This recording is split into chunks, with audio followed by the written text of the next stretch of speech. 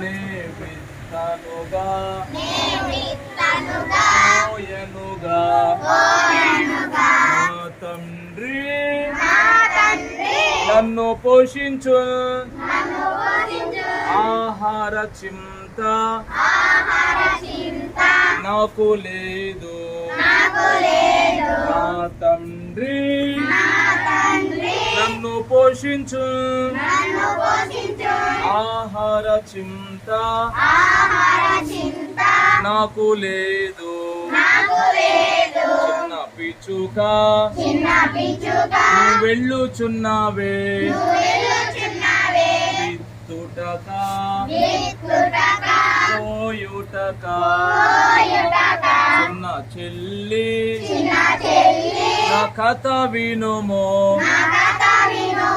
నే విత్తనుగా